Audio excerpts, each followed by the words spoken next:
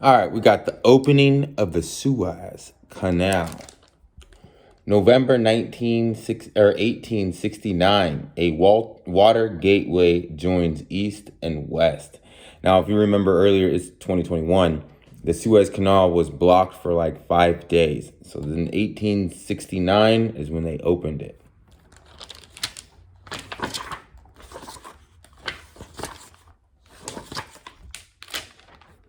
Okay, we have the greatest drama, Builders and Dreamers, Enter de les Lepez, Concessions, the Company, and Complications, Cutting the Canal, A Gift for the Queen, The Fortified Ditch. Let's see, The Gift of the Queen, 57.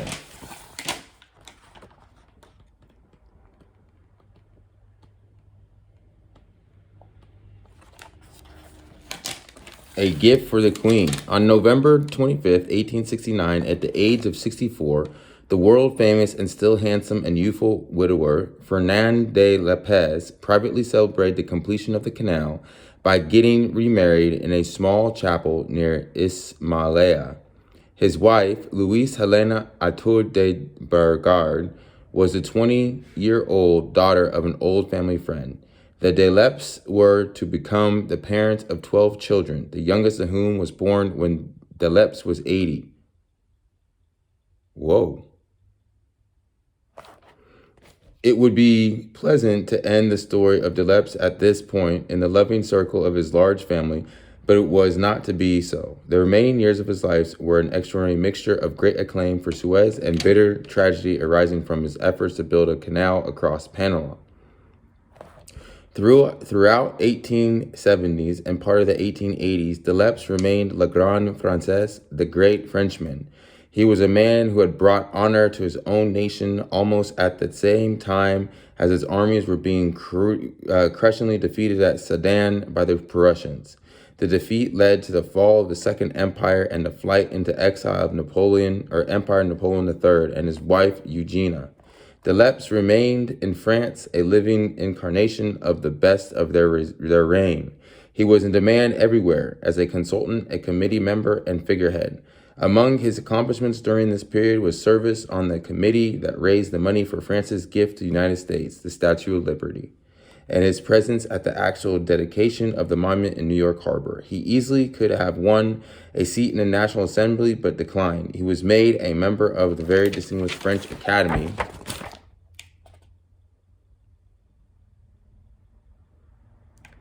in the midst of his shower of honors. However, there were still problems arising from his position at the head of the Suez Canal Company.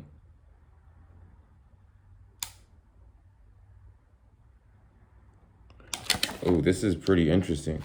Now, you got to remember this. There's a picture. I'm going to show it to you in just a second. I remember this guy was pretty old, and he married a very young woman, and they had a army of kids, not just like one or two, an army of kids. And it seems like they're all girls. Hold on. In its first complete year of operation, 1870, only 486 transits were made through the canal, representing a tonnage of 436,609 tons. The riches of shareholders had expected to reap immediately from the opening of the canal were not forthcoming. Protests mounted again at the management of the company.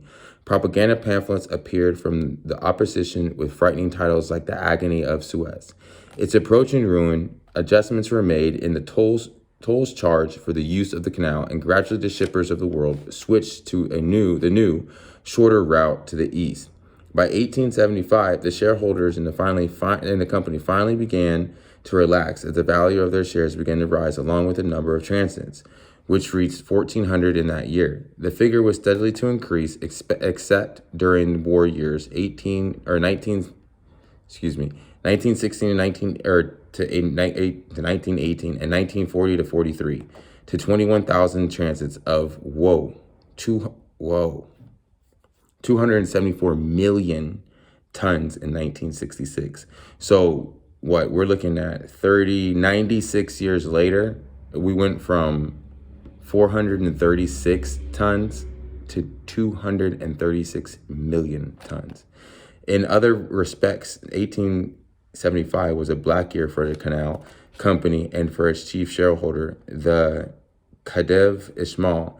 His reckless extravagance had led him and his country to the edge of financial disaster. Taxes of every kind burdened his people.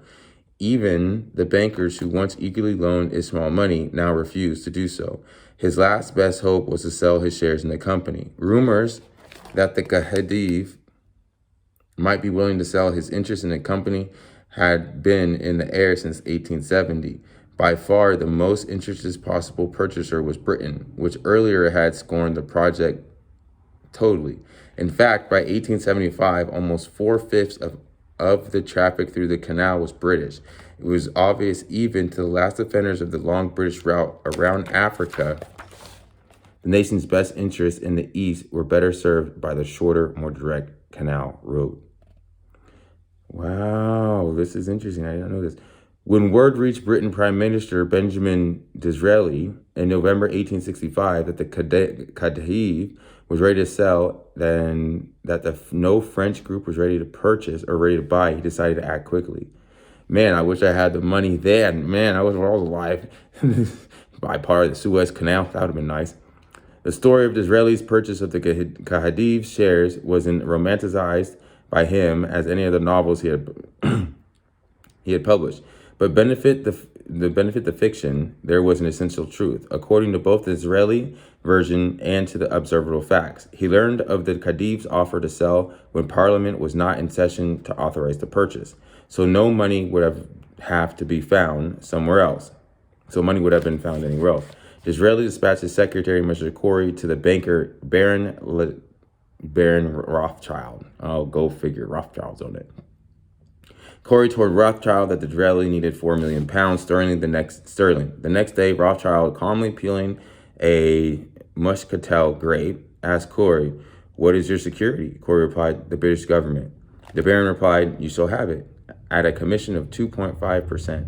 The Rothschild fortune stood to increase by another £100,000. In his typically flamboyant way, Disraeli then presented the shares to Queen Victoria, to whom he wrote, "It is just settled. You have it, madame. The French government has been out general."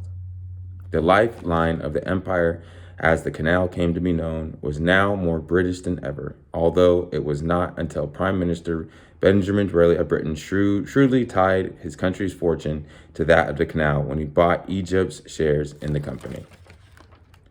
Wow. So you can't get mad about certain people being frivolous with their money and more intelligent people coming and buying assets. So Egypt, you were very stupid by, what was his name? Khedive's. You sold your shares to probably the best investment Egypt had ever had, right? And this is the person who built it, I guess. This is his family. Remember, he was old and he had an army of kids. All right. That was pretty interesting.